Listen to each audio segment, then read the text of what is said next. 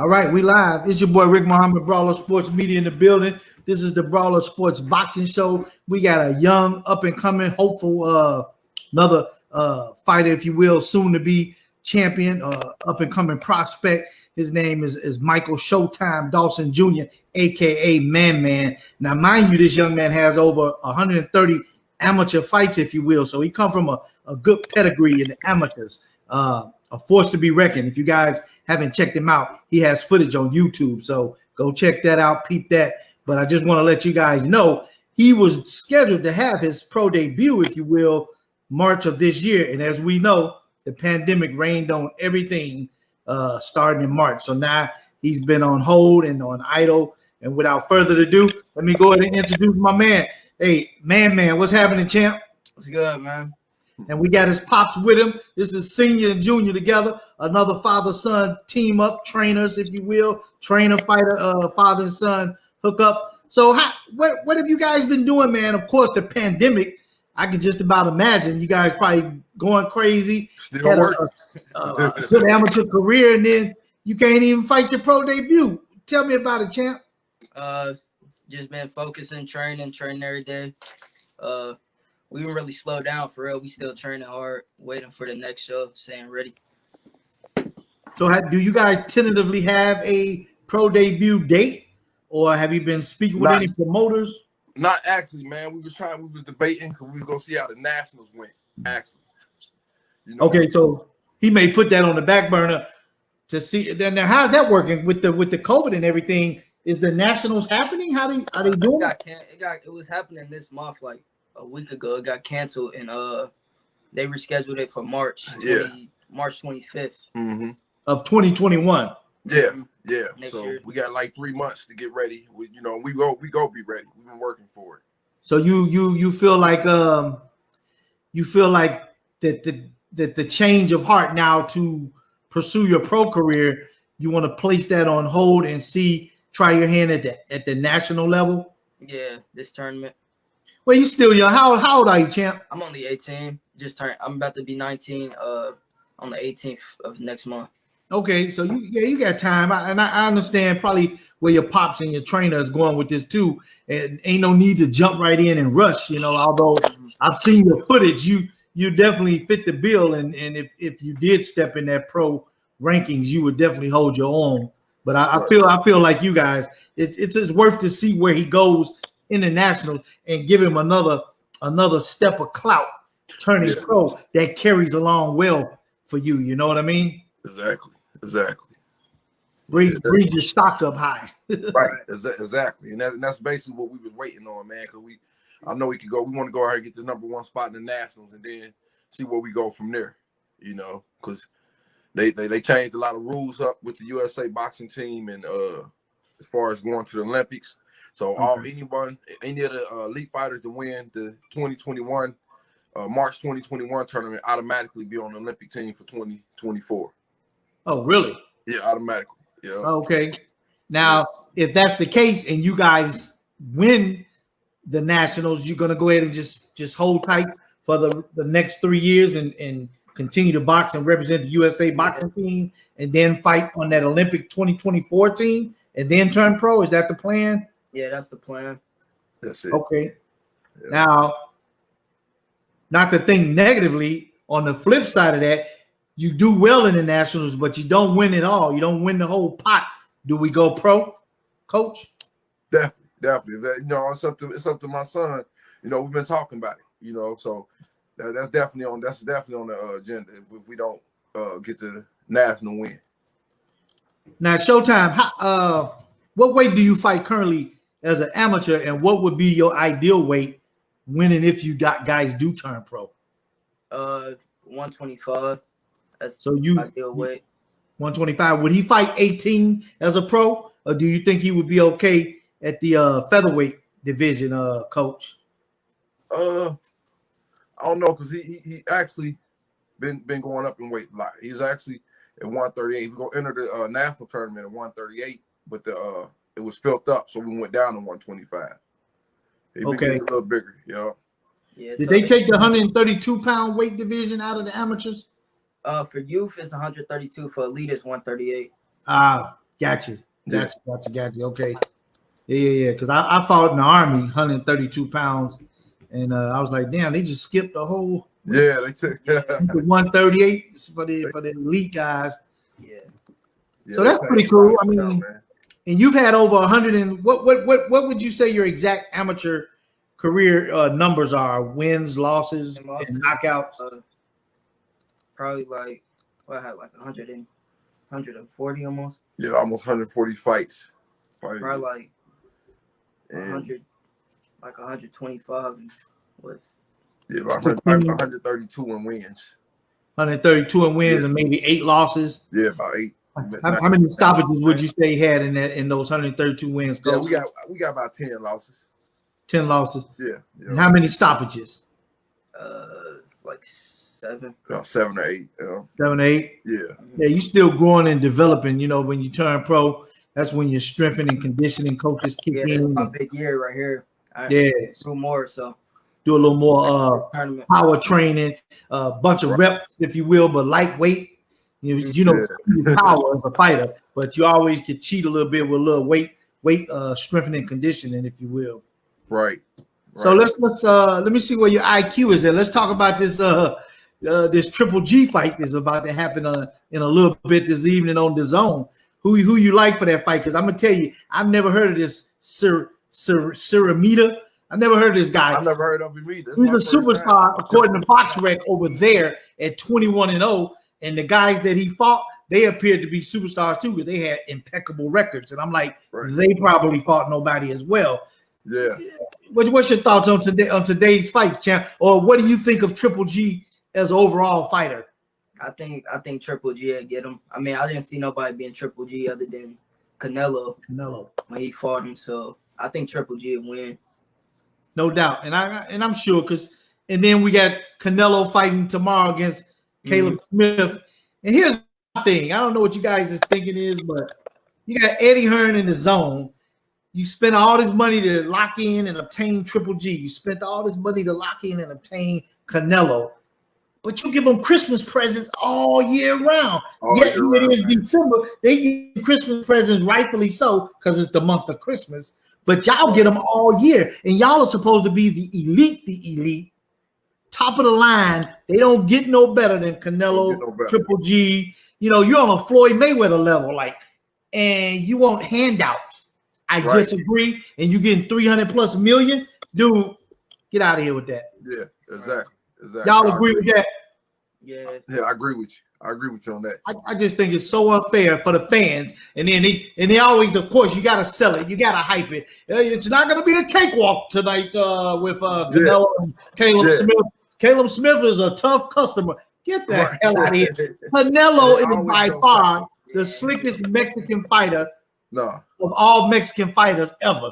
In the Mexican fighters era, he's the slickest of all of them. Yeah. And he owed that to Floyd Mayweather. He learned that. How them fights gonna turn out. We know how them fights turn out. And then you getting all this money and you fighting nobodies. Right, nobody. Yeah. Like I said, all year long, even they had the gifts going up until now. You know, so we already know how that's gonna be. you don't want to fight Charlo. You don't want to fight. Exactly. You don't want to fight Caleb Plant. Yeah. You know what I'm saying? Those are the fights. Those are the fights to make. Caleb Plant, especially Charlo as well. You know, those are the fights to make. Yeah. But that's boxing. I think boxing is becoming more and more monopolized. It's always been political, but it's getting really out of hand right now, if you ask me. What do you think about, champ, following along the WBC? Now, get it. Boxing is a business. I get it.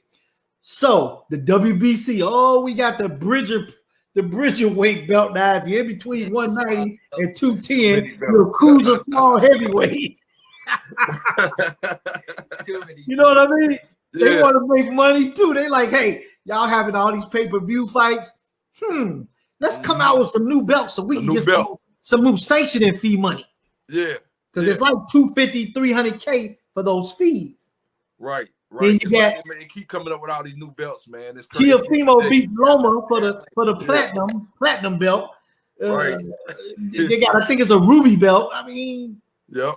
I just disagree with that. When you say let's say for example you want to fight Earl Spence or Bud for their strap. They got the straps in the welterweight division. Let's say you a welterweight man, but now we're gonna give you this made up fictitious WBC belt.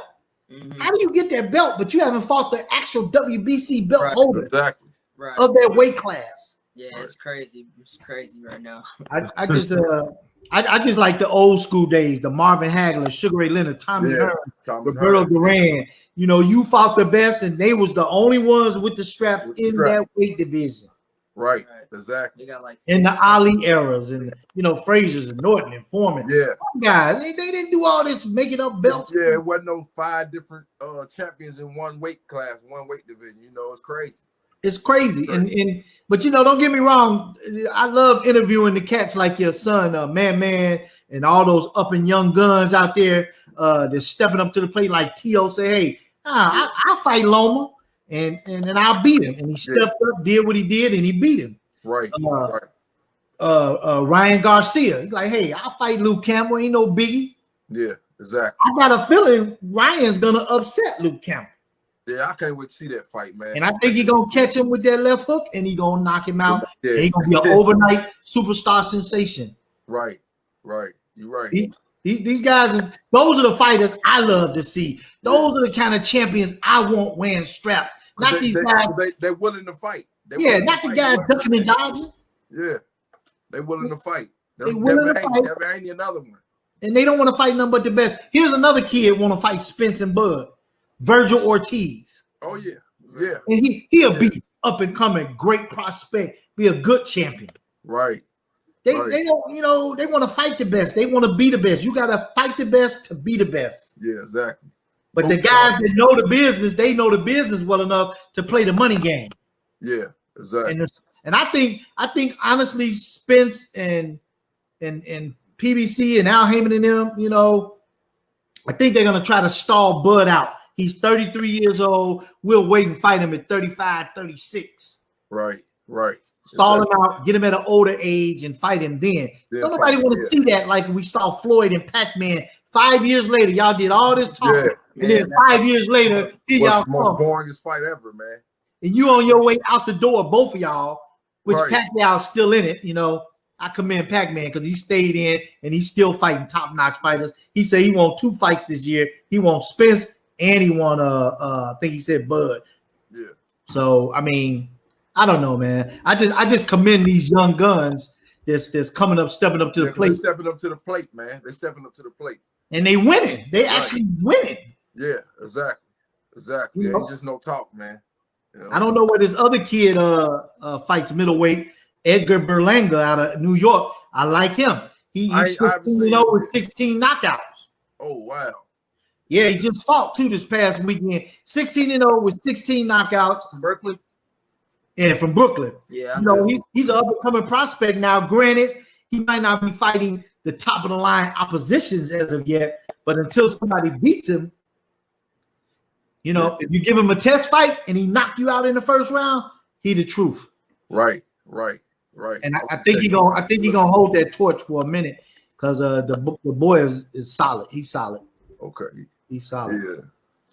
I think we just see him on somebody's undercard recently. Yeah, he just fought. He just fought not too long ago. Okay, yeah.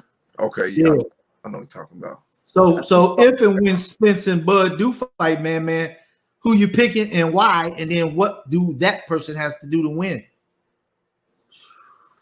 That's a tough fight. I say Bud because he more of like he all around with it. I feel like Bud. I feel like it'd go 12 rounds though, but I think Bud would get the decision. Yeah, I agree with you there. I feel Spence is solid. He's a well-rounded. We know now that he can box as well as punch, but on an IQ level, I would have to edge Bud with the boxing IQ, and he's more versatile, in my opinion, and more elusive than the likes of Spence. Right. When a guy can fight you southpaw for 12 rounds, and he's an orthodox fighter by birth, Yeah. and he's just as powerful and convincing at southpaw as he is at right hand, oh my God, you in for a long night with this guy. Yeah, you're right. You're right. That's just my belief. Be aggressive with him though. He have to be first with Spence. Just stay on him. Yeah. He'd have to keep him on the end of the jab. He might outbox Spence though. Yeah. Oh yeah. That's what I'm saying. When I say that, when that boxing IQ kick in, Bud is going to be definitely the sharper, more poised boxer. Mm-hmm. Right. And he's a puncher, so he's a boxer puncher. Right. Yeah. So, if the fight happened, you talking about pay-per-view, that's going to break a bunch of records, man. Yeah, I already know that. That fight going to break records like crazy. Because that's the fight everybody calling for, man, right now. That fight will sell out in 10 minutes. Yeah, it would. That's Easy. the fight everybody calling for. Everybody. Like you said, they're gonna push it out further, man. Spence team gonna probably push it out another 2-3 years.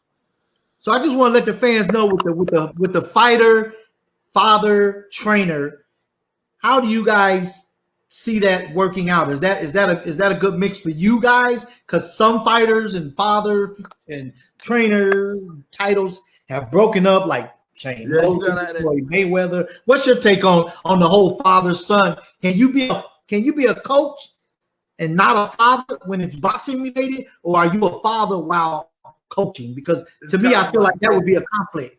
It's like both, man. Like I've been with my son from day one.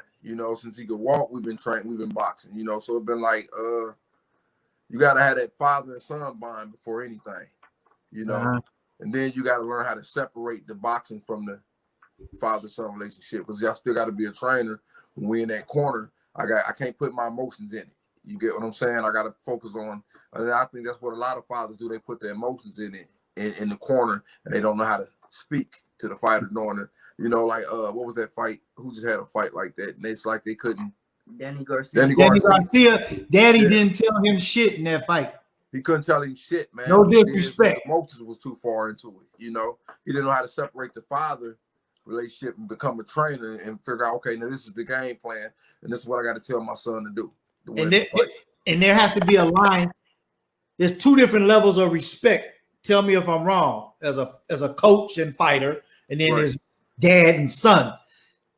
There's a balance there. When we're in this boxing thing, I'm gonna talk to you this way. When I'm dad, I'm gonna talk to you this way. Right.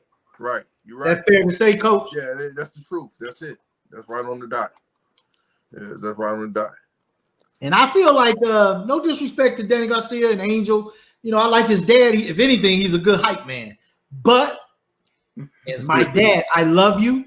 I'm going to take care of you. You're going to make money as long as I'm making money. But I must go seek a Hall of Fame trainer now to elevate my career, to get me another strap. Because at this point, I've lost 3 of the big ones. Yeah, exactly. Spence, Porter, and who was the other one he lost to? Keith Thurman. And Thurman. Yeah. And at this point now, are you an elite fighter now, or are you an elite opponent? Right. I think it's time for Danny to move on. Dad doesn't go nowhere. He just got to fall back now and just be my hype man. Stay in the gym with me like you always have been. But I need this person as a trainer now. Yeah, exactly. You know what I mean? Hey, Champ. So tell the fans a little bit about what type of boxer. Describe yourself to them in the ring. What do you think you possess skill set wise? Are you explosive? Are you exciting? What do you do mostly that would make people go wow?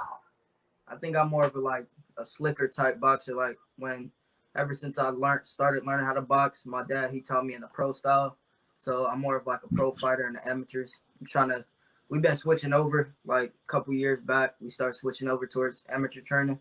Right. So more of like, I don't know, I'm more slick. And now since I got the amateur background too, I can be explosive. I can find the inside, the outside. I can box, bro. Yeah. Okay. All right. My man. Hey, man, I want to thank you guys for coming on today. And I like talking to my up and coming prospects. We don't just do pro fighters and world champions. That's what Brawler Sports Media do. We want to introduce you young and up and coming guys that's carrying the torch. You guys are the future of boxing, future world champions one day. And I get to say, hey, I talked to Mann Mann Dawson on my show. Exactly, man. We appreciate you having us. Oh, man, no problem. So real quick, Champ, let the fans know how they can stay in touch with you on your social media platforms. What are those? Facebook. We got a Facebook fan page, Michael Mann Mann Dawson Jr. And we got Instagram, Capital Punishment Boxing. And what else? Twitter. Any Twitter? No, we don't have that yet. No Twitter. Okay. And you got content on YouTube because I've seen it on there. So Michael Mann Mann Dawson. Michael Mann Mann Dawson. Just search that in the YouTube search link there. All right, man. Hey, man, I want to thank you guys once again for giving me your time.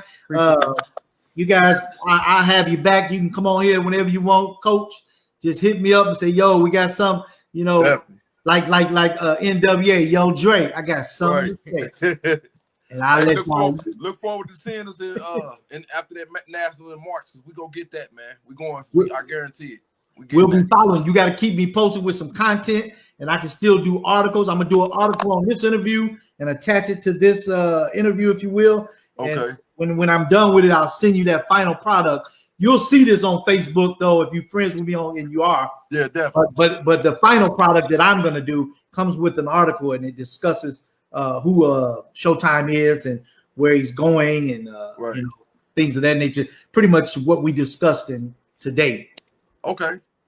All right, man. Appreciate you guys for coming. It's your boy Rick Muhammad, Brawler Sports Media in the building. This is the Brawler Sports Boxing Show. My associates, give them a shout out, 3kingsboxing.com and Studio 9, baby. Till next time, y'all. Let's go, champs. Hey, Merry Christmas, guys. Merry Christmas, man. All right, now. All right, champ. Brawlers, baby.